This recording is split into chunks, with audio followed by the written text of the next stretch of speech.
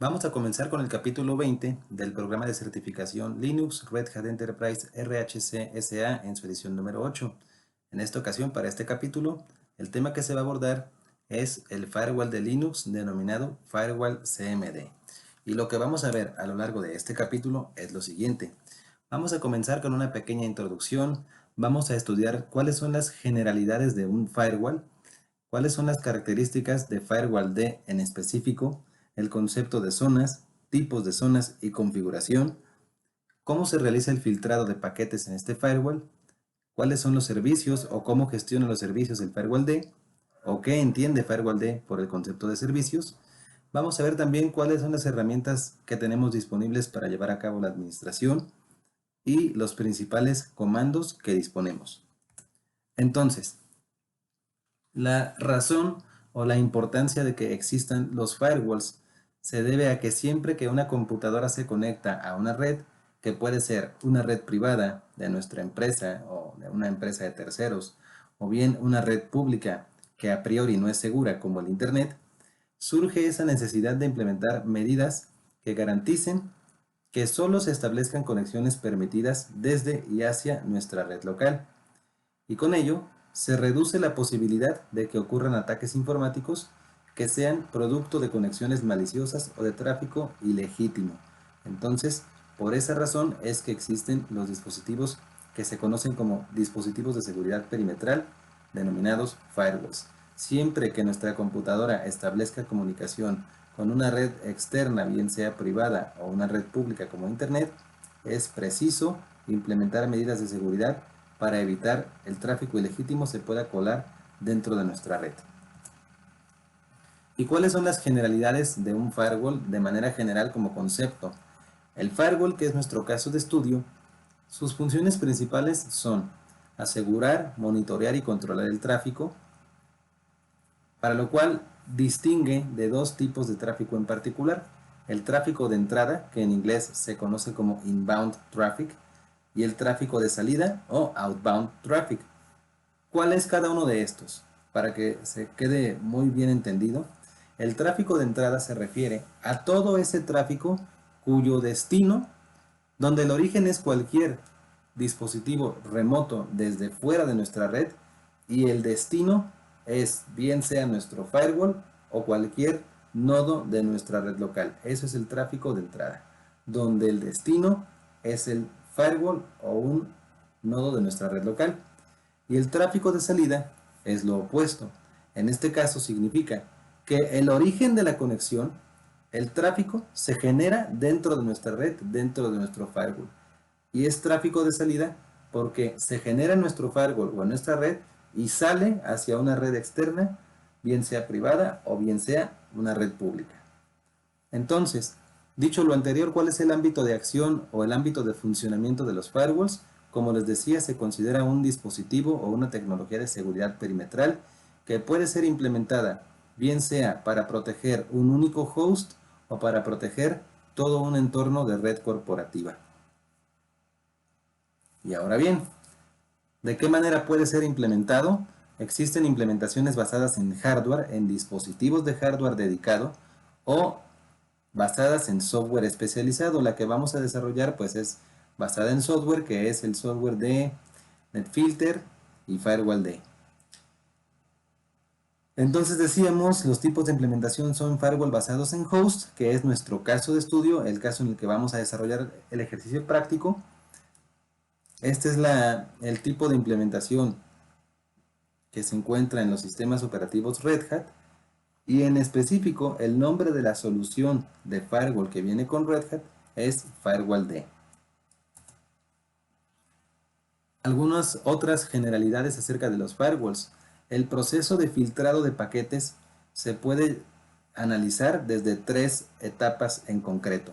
La primera de ellas, vamos a analizar el concepto de paquete. Un paquete es una unidad mínima en la que viaja el flujo de información de la red, y la característica es que esta información va a viajar de manera encapsulada, lo que nos lleva al siguiente concepto o a la siguiente etapa de análisis, que es la encapsulación. Este concepto de encapsulación se refiere a un proceso a través del cual se puede agrupar a un conjunto de paquetes y agregarles un encabezado. Un encabezado vendría a ser como una etiquetita que va a identificar el tipo de tráfico que se está gestionando. Y por último, después de que se analizó el paquete y el concepto de encapsulación, tenemos un tercer elemento dentro de esta fase o dentro de este proceso de filtrado de paquetes del firewall, que se le conoce como el payload. El payload, que en español se traduce como la carga activa, es lo que contiene el mensaje en sí mismo, el mensaje como tal. El mensaje que puede ser una cadena de texto, si estamos, por ejemplo, en una aplicación de chat y estamos intercambiando mensajes de texto, pues ahí aparece el texto como tal, que es el payload del paquete, ¿no? El payload del mensaje. Y este payload o este mensaje pues también va a contener los encabezados que se agregaron en el paso anterior. ¿Y qué información contienen estos encabezados? Va a contener la dirección IP de origen y destino, el puerto de origen y destino y alguna otra información de control y secuencia adicional. ¿Para qué? Para reordenar el flujo de paquetes en el dispositivo destino y que pueda ser renderizado ya sea por nuestro navegador o por cualquier aplicación a través de la cual estemos accediendo a algún servicio de red. De manera que, después de analizar todas estas generalidades del firewall, lo que podemos concluir es que el firewall, su función, lo que realiza es que va a analizar los paquetes con base en un conjunto de reglas que están predefinidas y con ello va a tomar una decisión de filtrado, es decir, va a permitir o va a rechazar esa conexión. Lo que nos permite filtrar son puertos de conexión, tanto TCP como UDP, direcciones IP de origen y destino, así como servicios de red. Y también nos permite hacer cosas un poco más sofisticadas como implementar servicios de tipo NAT o Masquerade, lo cual por el momento pues queda fuera del alcance de este capítulo, puesto que no forma parte como tal del examen de certificación. ¿Y cuáles son algunas características en concreto del Firewall D? Nos va a permitir agregar, modificar o eliminar reglas del firewall, pero esto es importante. Nos permite hacer esto sin interrumpir las conexiones y sin tener que reiniciar el servidor. También nos permite agregar las reglas de forma permanente para ganar persistencia. Esto quiere decir que si reiniciamos el servidor o si se apaga el servicio del firewall, la próxima vez que vuelve a levantar, ya no tenemos que volver a agregar las reglas porque ya van a estar ahí. A eso se le llama persistencia, a que no se eliminen con algún reinicio o apagado del servidor. Y también se puede administrar a través de varias, o bueno, por lo menos de dos herramientas. Se puede administrar a través de una herramienta de consola que se llama Firewall CMD, o también dispone de una interfaz gráfica basada en una aplicación web para llevar a cabo la administración de nuestro firewall.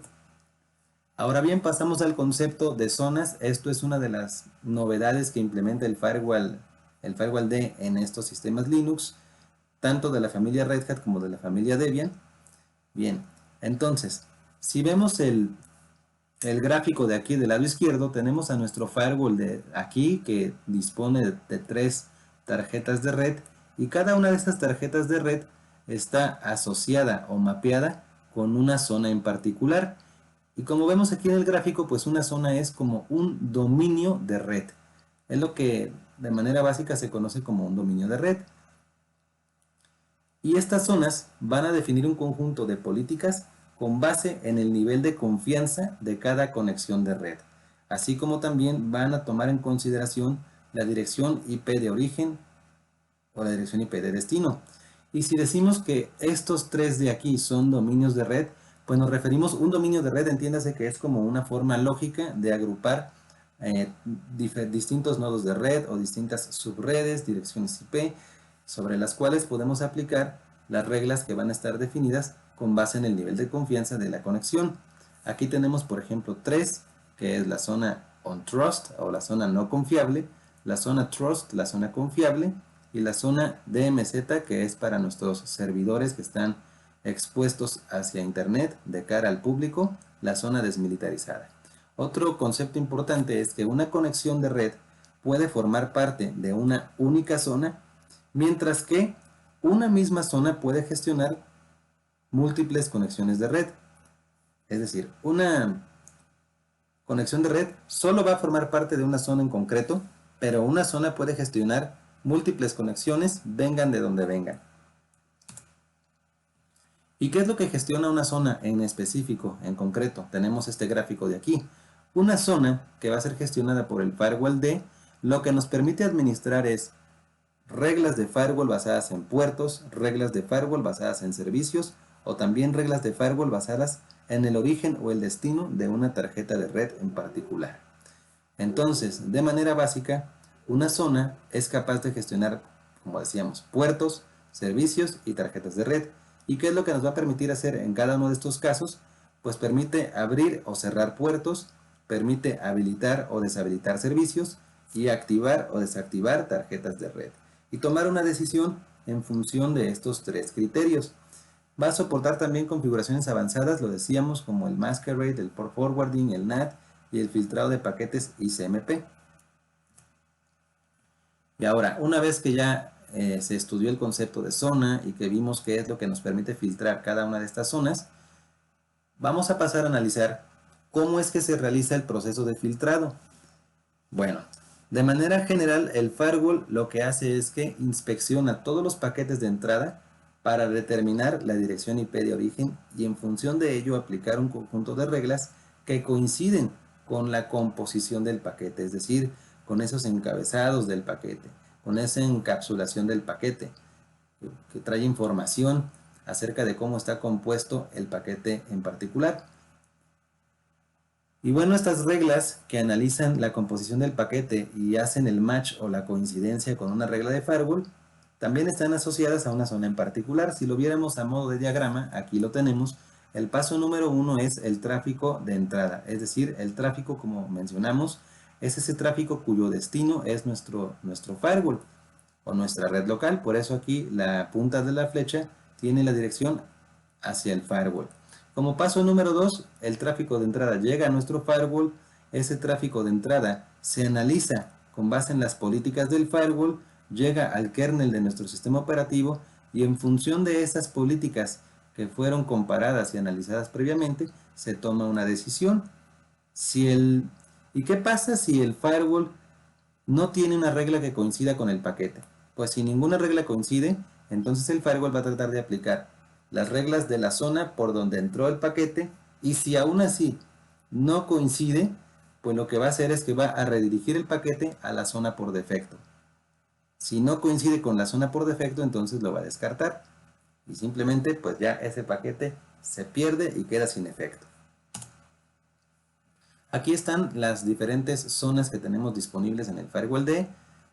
Aquí en esta tabla, como mencionamos, están ordenadas empezando por la de mayor confianza, la zona de mayor confianza, hasta la zona de menor confianza. Tenemos la zona Trust, que es la zona en donde se permite todo el tráfico de entrada, es la zona más confiable. La zona interna, que hace referencia a nuestra red local, va a permitir todo el tráfico, va a rechazar, perdón, todo el tráfico de entrada, con excepción de aquel tráfico que esté destinado a nuestra red local. Estas zonas, Home, Work y Work, pues hacen lo mismo que la zona interna. Nada más que, digamos, en esta ocasión el firewall D las clasifica de esta manera, pues para tener mejor identificado cuando estamos en nuestra red doméstica, la red de nuestra casa, la red de nuestro trabajo o una red interna en donde también se va a permitir el tráfico. Pero la función de estas tres, tanto la interna como la home o la work, son zonas en donde se va a rechazar todo el tráfico que no lleve como destino estas zonas en particular. La zona desmilitarizada o DMZ nos dice que va a rechazar todo el tráfico entrante con excepción de aquel tráfico que esté destinado hacia nuestros servidores que se encuentran accesibles de manera pública. Los servidores que tenemos expuestos en internet, como puede ser un servidor de correo, un servidor de base de datos, un servidor de noticias, un servidor web, etc. ¿no? Entonces, eso es la zona desmilitarizada. Aquellos servidores a los cuales acceden nuestros usuarios desde internet. Y la zona externa pues hace referencia al tráfico de entrada. Lo va a rechazar todo el tráfico de entrada con excepción de aquel tráfico que esté expresamente permitido. En este caso también vemos el concepto de Outgoing IP versión 4, el tráfico de salida. El tráfico externo es el tráfico cuyo origen es nuestro firewall y destino es una red externa. Es decir, aquí podríamos filtrar todas las conexiones de nuestros usuarios cliente, todas las conexiones de los clientes hacia Internet. Es en este tipo de zona en donde podríamos filtrar, por ejemplo, el contenido web malicioso, las páginas de streaming, las páginas de redes sociales, las páginas que pueden descargar algún tipo de software malicioso, se pueden gestionar a través de esta zona que es la zona externa, es decir, la zona que queda fuera de nuestra red local. Otras zonas, la zona pública, esta es la zona por defecto, y la zona block y la zona drop, que ya son zonas que por defecto van a rechazar absolutamente todo el tráfico, porque son las zonas que se consideran menos confiables. Archivos de configuración de zona. Bueno, en principio hay que establecer que los archivos de configuración de zona se crean en formato XML. Es una estructura de datos creada en formato XML. Y existen dos directorios en el sistema Linux que almacenan precisamente estos archivos de configuración de zona. Uno de esos directorios es el userlib firewall de zones, que es para las zonas creadas por defecto por el sistema operativo, y el otro es el etc firewall de zones para las reglas creadas por el usuario.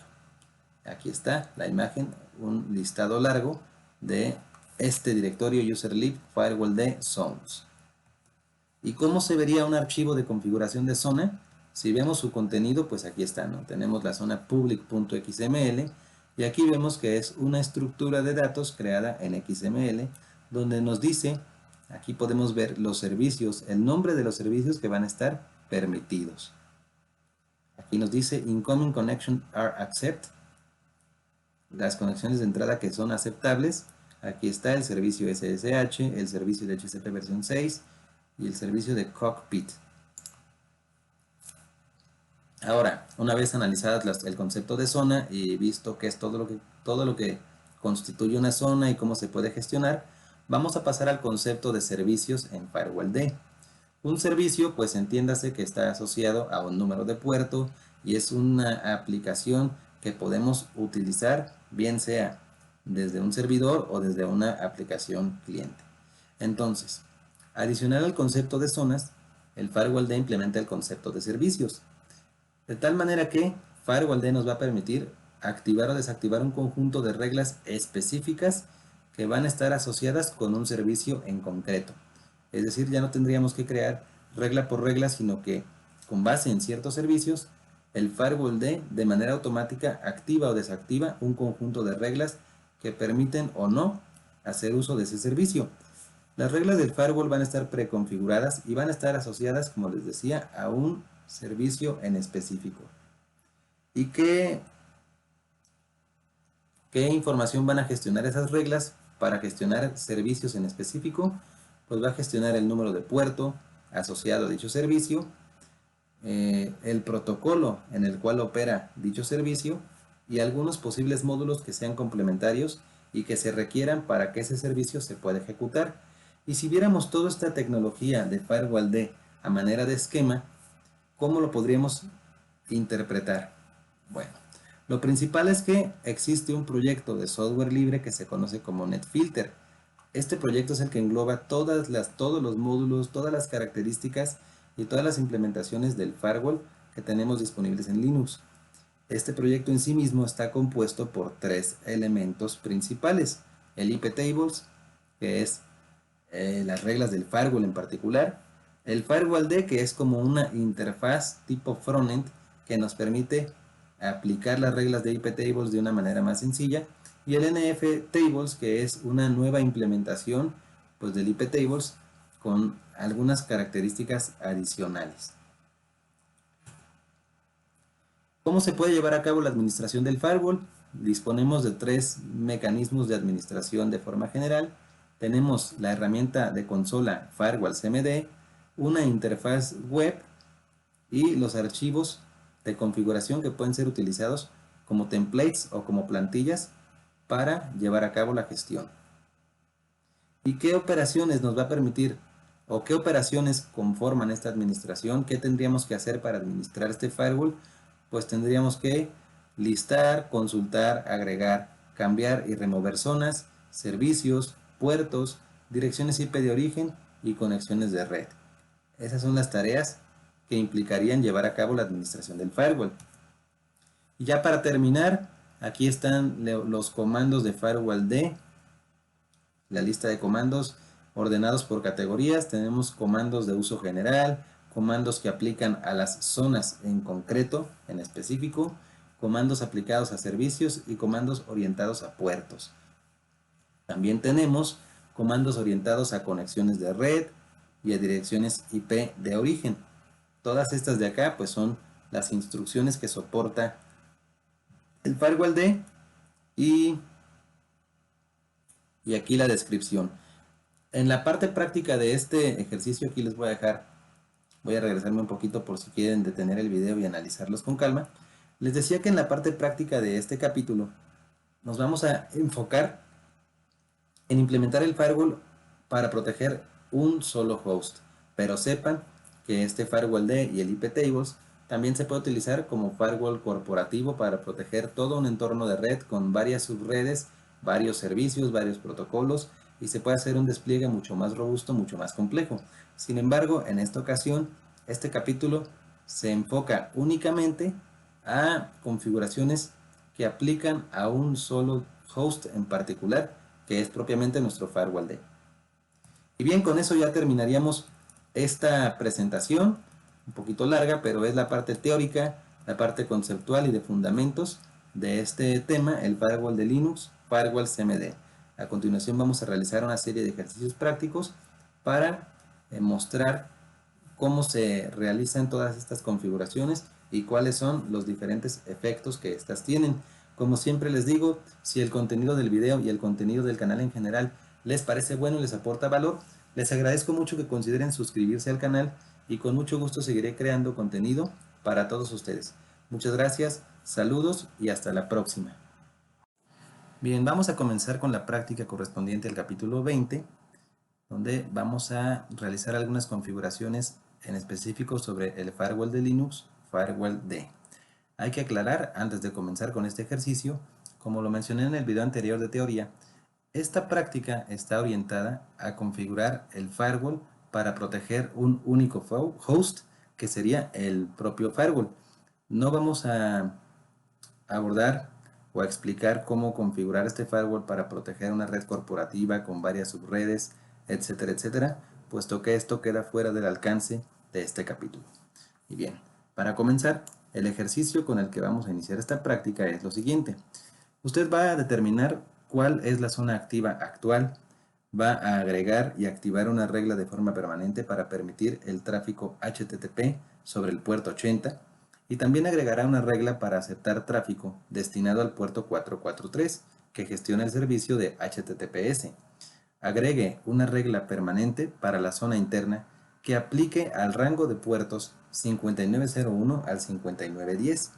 Y por último, debe confirmar los cambios y revisar el contenido de las zonas afectadas y cambiar la zona por defecto para que sea la zona interna y activarla. Entonces, comenzamos. Lo primero que vamos a hacer es determinar el nombre de la zona actual por defecto. Para ello disponemos del comando firewall cmd --get default zone.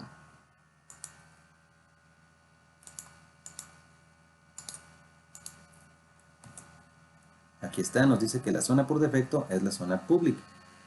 Vamos al siguiente ejercicio. Ahora, como paso número 2, agregue una regla permanente para permitir el tráfico HTTP en el puerto por defecto. El puerto por defecto pues es el 80, pero vean cómo está construida la regla. Firewall-cmd --permanent para hacerla permanente y ganar persistencia, -add -service igual a HTTP. En este caso no necesitamos indicar el número de puerto, basta con indicar el nombre del servicio. Copiamos.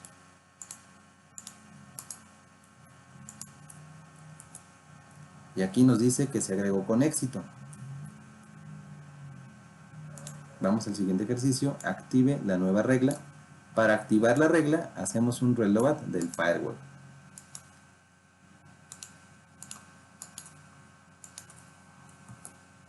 Ahí está, con éxito.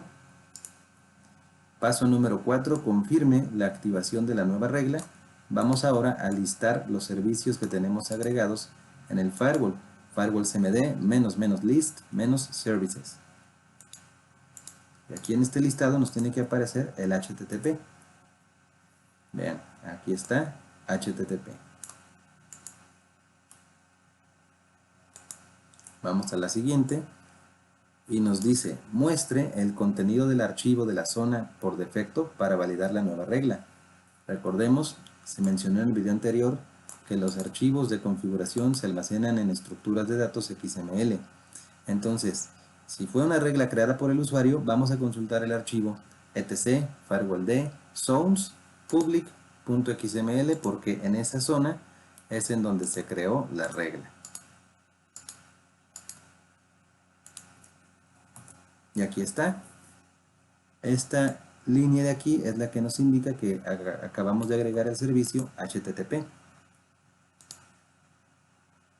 Siguiente paso nos dice, agregue una regla en tiempo de ejecución para permitir el tráfico 443. ¿Qué quiere decir en tiempo de ejecución? Quiere decir que se va a almacenar en memoria RAM únicamente mientras esté activo el servidor, mientras no se reinicie. Es decir, no se va a agregar de forma permanente. Por eso es en tiempo de ejecución. Y la regla en concreto es la siguiente. Firewall cmd -add -port igual a 443 diagonal el tipo de protocolo de transporte TCP. La diferencia con la anterior es que esta no tiene en la directiva permanente. ¿Por qué? Porque solamente la vamos a agregar en tiempo de ejecución. ¿Para qué nos puede servir agregar una regla en tiempo de ejecución? Pues esencialmente es útil cuando estamos trabajando en entornos de pruebas y no queremos tener que reiniciar el firewall cada vez que hacemos alguna configuración. Si estamos probando un servidor web, por ejemplo, pues podríamos abrir el puerto en tiempo de ejecución y después reiniciar y ya con eso se cierra, se configura como estaba anteriormente y se cierra el puerto de forma automática. Esencialmente es para fines de hacer pruebas. Aquí nos dice que la regla se agregó con éxito. Vamos entonces al siguiente comando. Ahora, siguiente paso, nos dice, agregue una regla permanente en la zona interna para el rango de puertos TCP 5901 al 5910. Y nuestra instrucción es firewall-cmd -add -port. Observen que aquí esto es importante, el firewall-d nos permite, si yo le pongo aquí un igual, esta regla va a funcionar, y si le quito el igual y le pongo un espacio en blanco, también va a funcionar. Nos permite agregar reglas con o sin el signo de igual. ¿Y qué vamos a agregar? Los puertos del 5901 al 5910. Establecemos un rango con el guión medio. ¿Y de qué tipo? Son de tipo TCP, de forma permanente en la zona interna.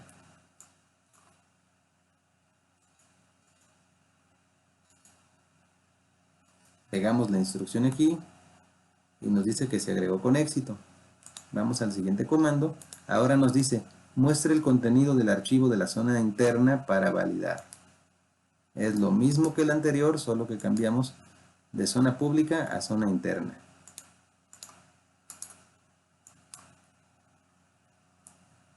Aquí está. Y en esta línea vemos que aquí se ve reflejado la regla que acabamos de crear. Ya casi para terminar, hay que mencionar antes que el firewall-d realiza una copia de seguridad de las zonas afectadas y a esta copia de seguridad le agrega la extensión .alt. Esto es útil para futuras restauraciones del firewall o para cuando tienen efecto algunas actualizaciones del sistema operativo.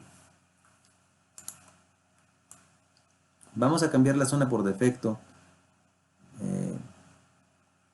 para que sea la zona interna y vamos a confirmar el cambio.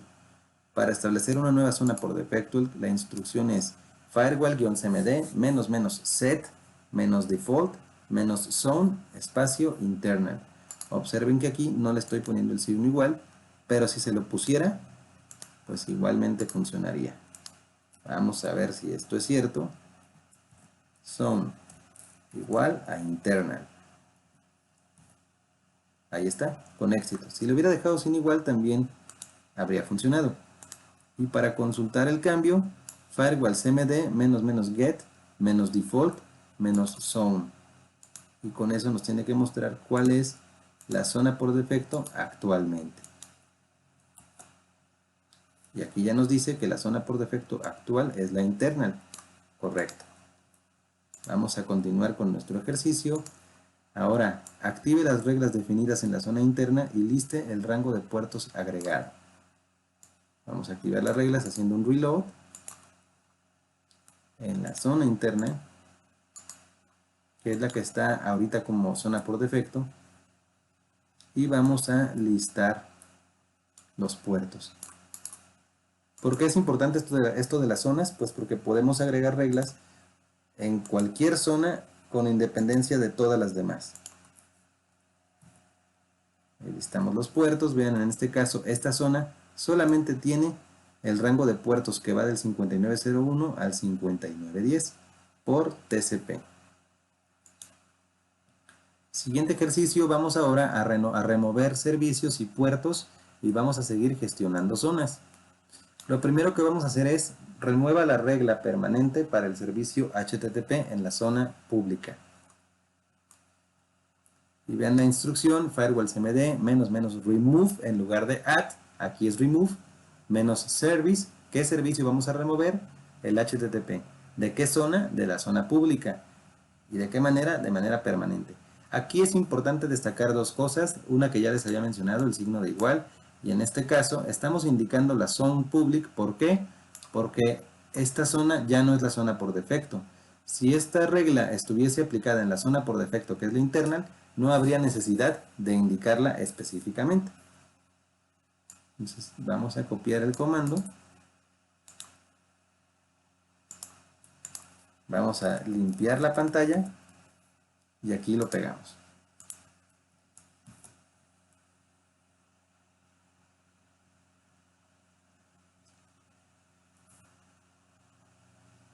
A ver, creo que aquí hay un error.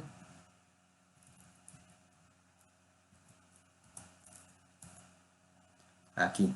El error era este guión, me sobraba un guión aquí. Voy a corregir en mi archivito. Listo. Y guardamos los cambios. Ahora, vamos a remover la regla permanente para los puertos 5901 y 5910 de la zona interna. Y lo que les decía, en esta regla, en esta instrucción, no estamos mencionando la zona en específico, porque la zona por defecto pues es la interna. Firewall cmd --remove -port, el rango 5901 al -5910 por TCP de manera permanente. Y ahí está. Ya acabamos de remover el rango de puertos. Siguiente ejercicio, cambie para que la zona por defecto sea la public y vamos a validar. Estamos en la zona interna, vamos a cambiar a la zona public. Firewall cmd --set default zone igual a public. Y recuerden que puede ser con o sin igual. Ahí está, con éxito. Vamos a confirmar el cambio. Get default zone.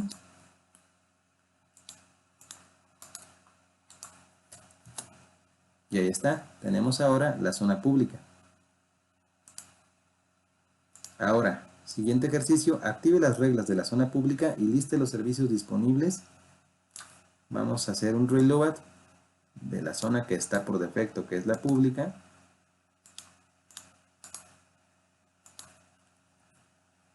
Vean cómo esto nos permite gestionar el firewall de manera más modular. Y ahora listamos los servicios disponibles en la zona pública.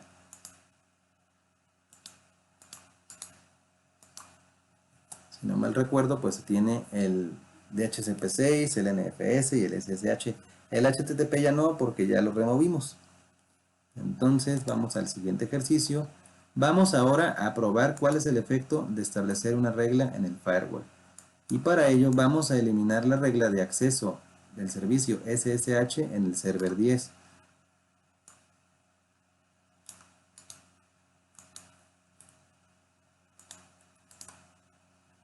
Vean, en esta que es la zona por defecto, la zona pública, tenemos habilitado el servicio SSH en este que es nuestro server 10.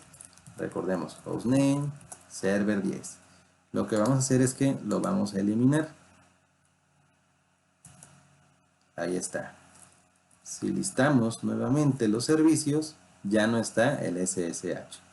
Ahora, si me voy a mi servidor con CentOS y hago un SSH server 10, me dice que la conexión con el host no se puede realizar. ¿Por qué? Pues simplemente porque ya no tenemos el servicio habilitado. Vamos a corregir esta situación. Vamos a volver a agregar el servicio de SSH de forma permanente en server 10. Aquí está, firewall cmd-add service igual a SSH permanent. Nos dice que ya se había realizado, pero igualmente nos indica que se ha realizado con éxito. Y si volvemos a listar, ok, a ver, creo que menos reload.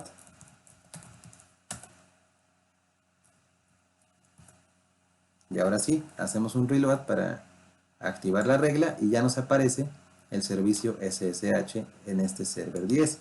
Si vuelvo a hacer el intento de conexión, ahora sí, ya me pregunta si quiero grabar mi contraseña, etcétera, etcétera, todo lo que ya vimos en un capítulo anterior. Bien, pues con eso ya damos por concluido este capítulo.